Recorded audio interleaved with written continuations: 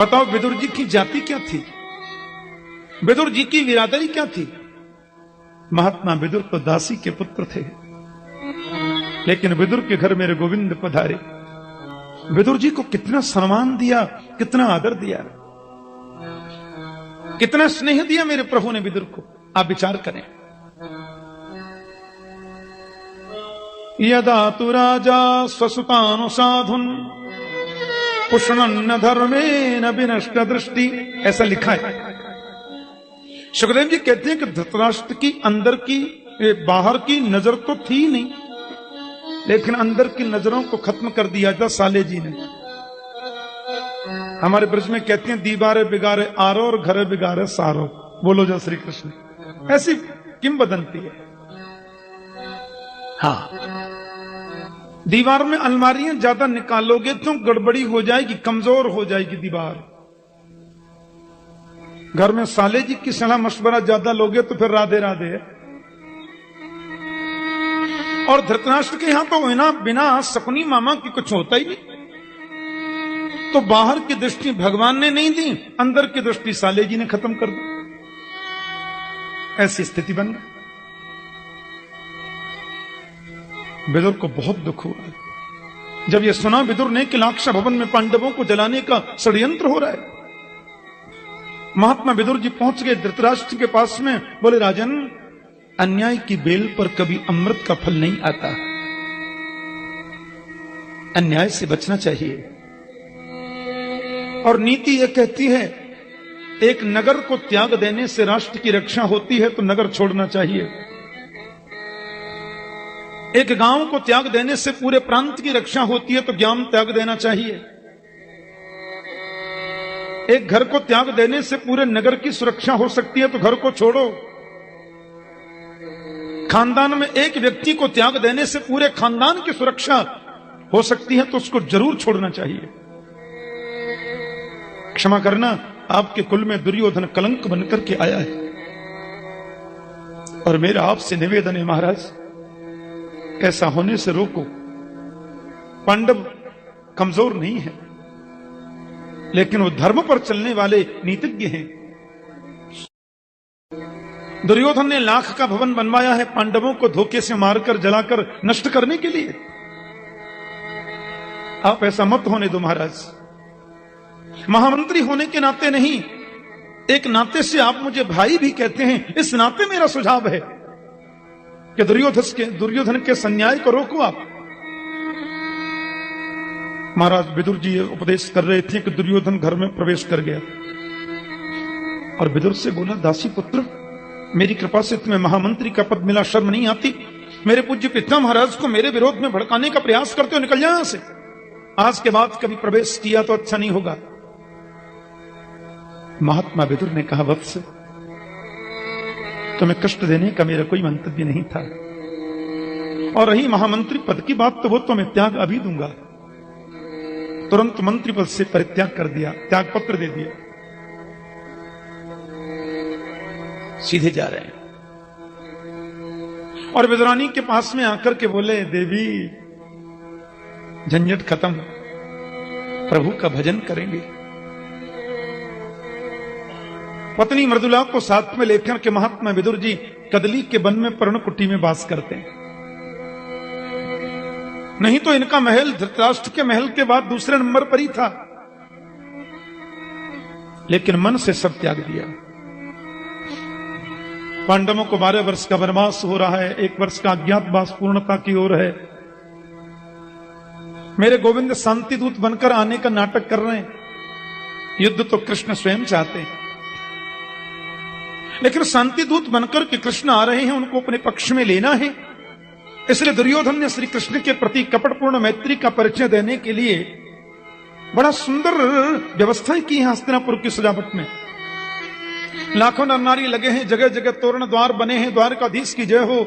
हस्तिनापुर पधारने पर आपका स्वागत, समस्त गुरुकुल की ओर से आपका अभिनंदन अभिवंदन। जगह जगह बैनर लगे, बड़ा स्वागत गोविंद का। विदुर जी ने आकर विदुरानी से कहा, तुम्हें मालूम है कुछ, आज हस्तिनापुर दुल्हन की तरह सजा। विदुरानी बोली, सुना तो मैंने भी है, पूरी नगरी बड़ी दुल्हन की तरह सज रही है। अरे देवी, आज मेरे गोविंद की रथ यात्रा है, आज कन्हैया शांति दूत बनकर हस्तिनापुर में पधार रहे हैं। विदुरानी ने कहा, आप महामंत्री तो आजकल नहीं है। मैंने सुना है लाखों नर नारी उनकी अगवानी के लिए तैयार हैं। इस भीड़ में गोविंद का दर्शन हमको कैसे होगा? विदुर जी बोले, बहुत भोली हैं आप। अरे दर्शन करने तो हमको जाना ही है देवी, आज उस भीड़ में हम भगवान को देखेंगे कैसे? विदुर जी बोले, हम उनको नहीं देख पाए तो क्या, वो तो हमको देख ही लेंगे। अपन को तो चलना ही है। हाँ, हम न देख पाए तो क्या, वो तो रथ पे रहेंगे, सब दिखाई दे जाएगा। और सहस्त्र शीरेखा पुरुष सहस्त्राक्ष सहस्त्रपात, उनके तो हजारों आंखें, उनको सब दिखता है। महाराज, जो व्यवस्था की गई है, अटारी पर महिलाएं खड़ी हैं फूल लेकर के, लाखों आरतियां सजी हैं गोविंद के स्वागत की तैयारी में। मन में कपट है, ऊपर से मैत्री है, दुर्योधन का स्वभाव है। सबसे पीछे दीवार से सिर लगाकर विदुर विदुरानी दोनों खड़े। लाखों नरनारी फूल बरसा रहे, लेकिन गोविंद ने पुष्प को देखा ही नहीं, क्योंकि प्रभु समझ रहे हैं इन पुष्पों से स्वार्थ की बू आ रही है। मेरे गोविंद तो निस्वार्थ प्रीति के पुजारी हैं।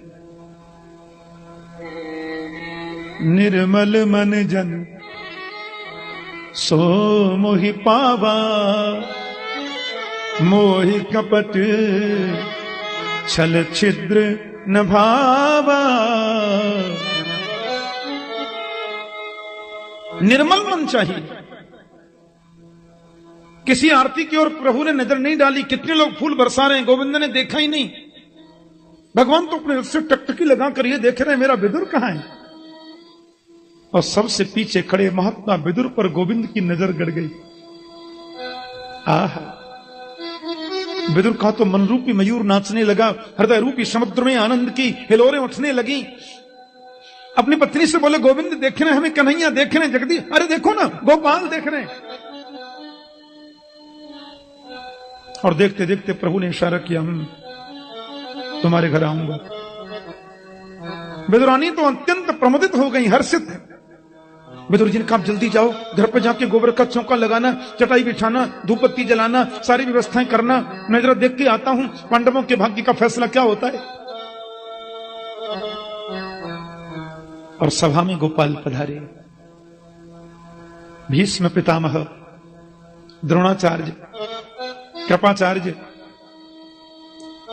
सबके सामने झुककर के कृष्ण ने उनको प्रणाम किया। धृतराष्ट्र महाराज को भी कन्हैया ने वंदन किया।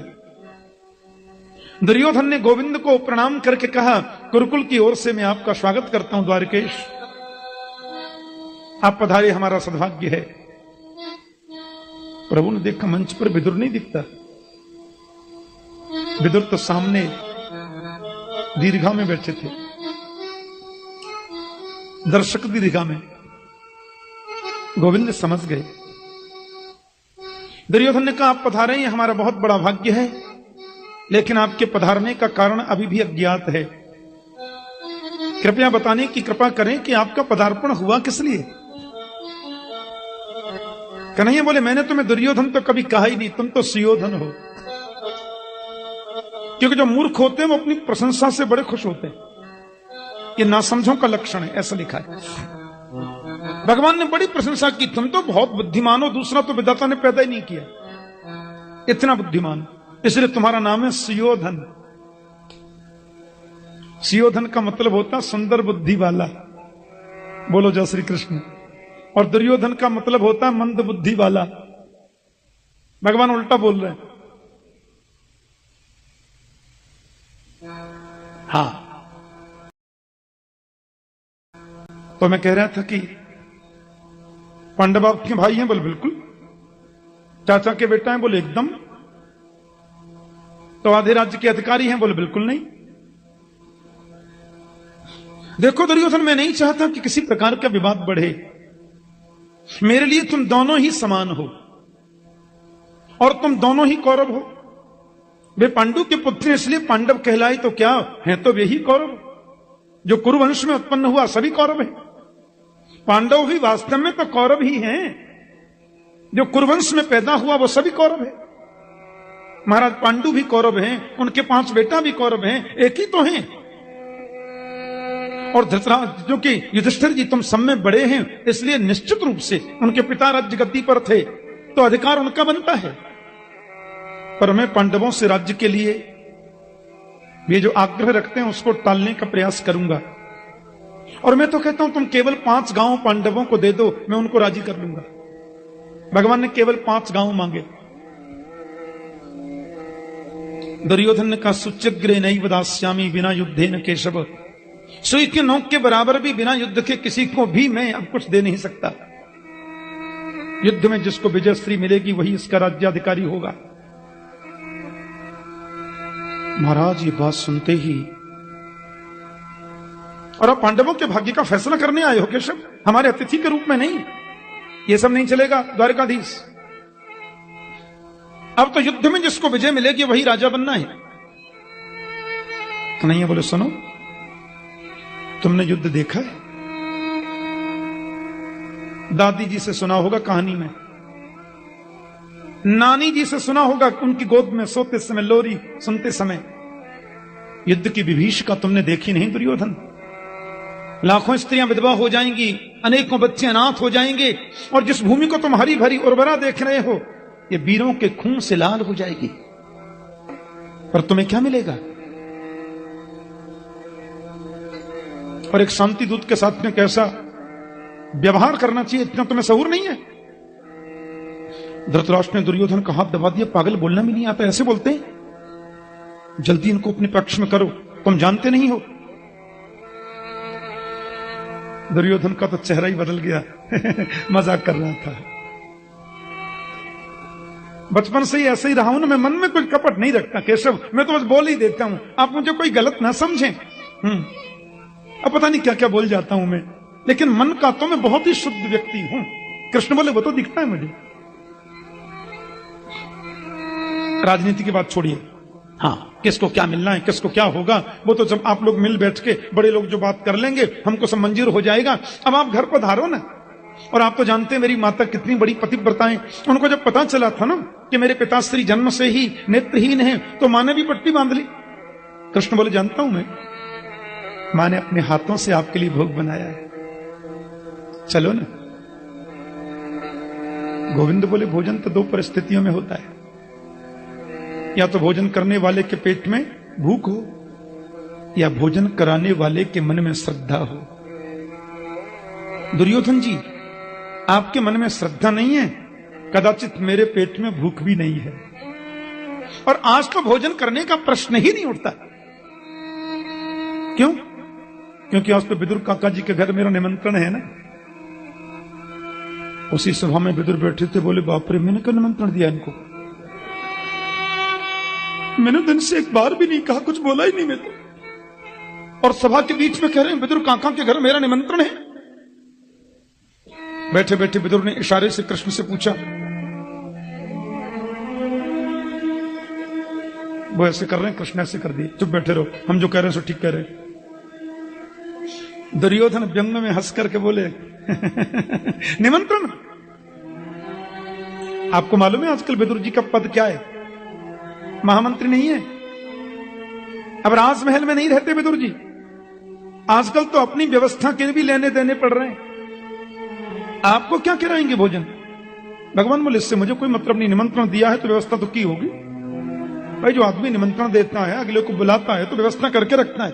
हाँ, लेकिन माफ करना, द्वारिका से सीधे आप हमारे राजभवन में आए हैं, विदुर जी तो आपसे मिले नहीं, ये आपको निमंत्रण कब मिल गया?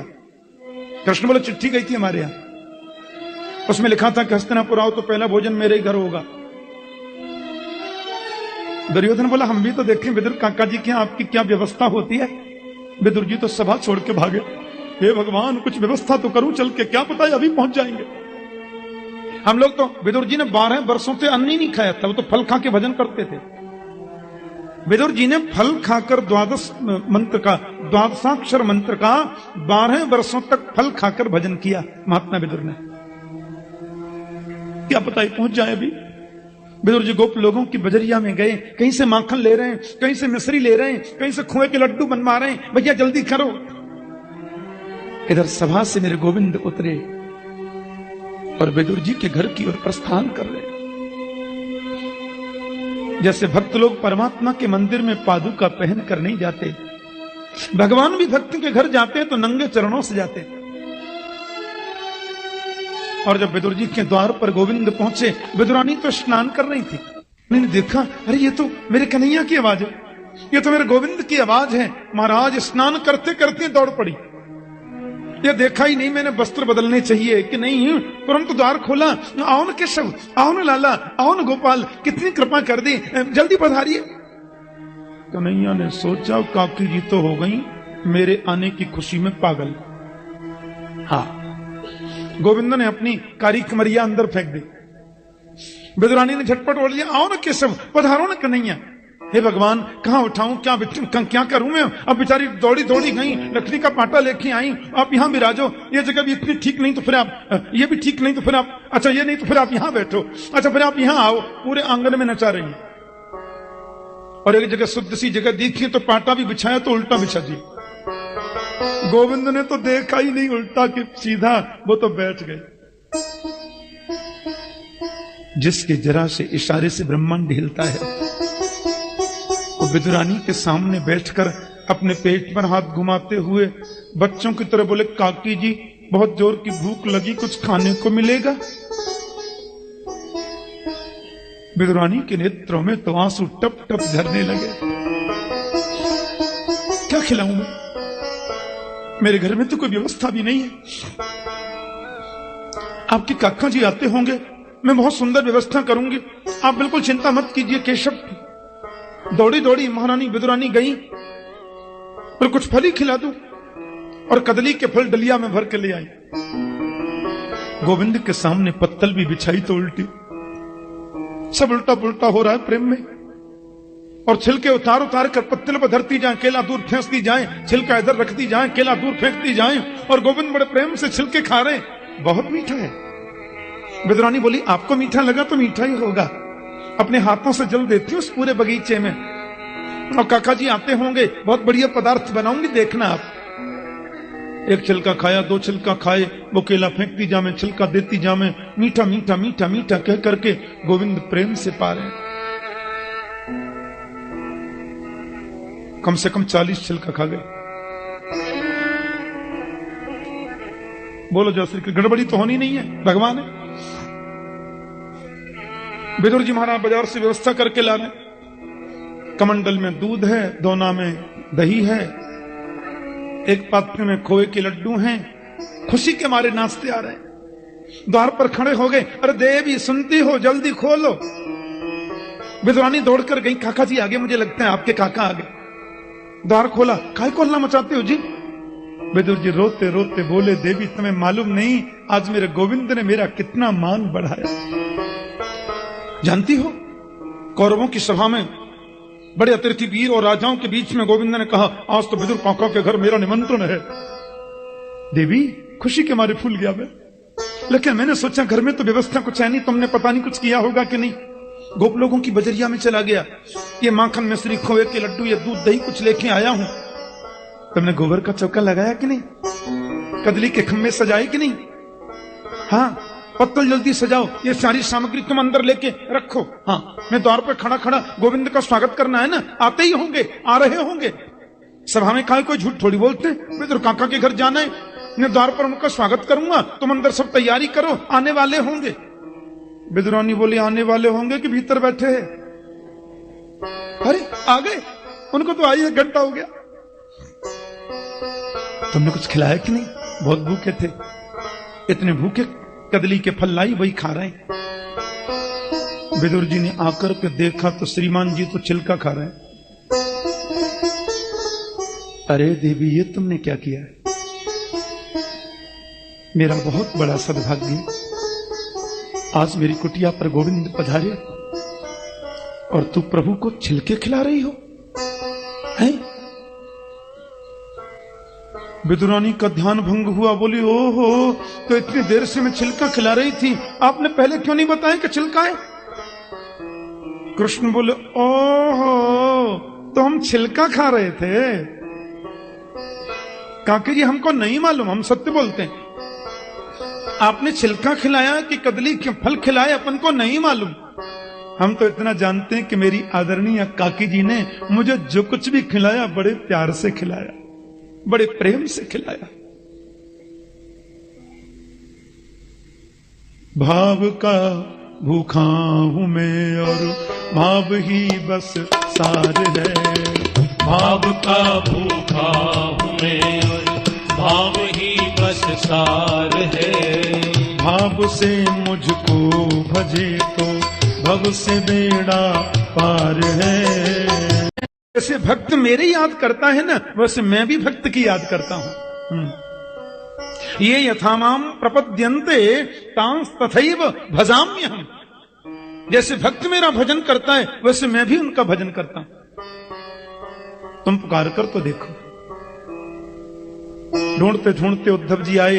भगवान के जाने के बाद श्रीधाम वृंदावन में कलकण निनादनी यमुना के तट पर विदुर जी उद्धव को मिल गए। विदुर जी हस्तिनापुर में भगवान के सुधाम गमन की बात बताकर लौट ही रहे थे, ये वृंदावन में मिल गए। अब संसार के लोग जब दो मिलते हैं तो बातें दुनिया भर की करते हैं। भक्त जब दो मिलते हैं तो बातें तो परमात्मा की होती है। गले से गले मिले और दोनों का कंठ अवरुद्ध हो गया। दोनों के नेत्रों से प्रेम के पनारे निकल पड़े। वो भी रो रहे हैं और वो भी रो रहे हैं। वो कहते हैं आप बड़े भाग्यवान हो, तुम्हें प्रभु ने मित्र का दर्जा दिया, तुम्हें गोविंद ने अंतिम उपदेश किया। बोले भाग्यवान मैं नहीं, विदुर भाग्यवान तो आप हो, जिसकी याद मेरा गोविंद स्वयं करता है।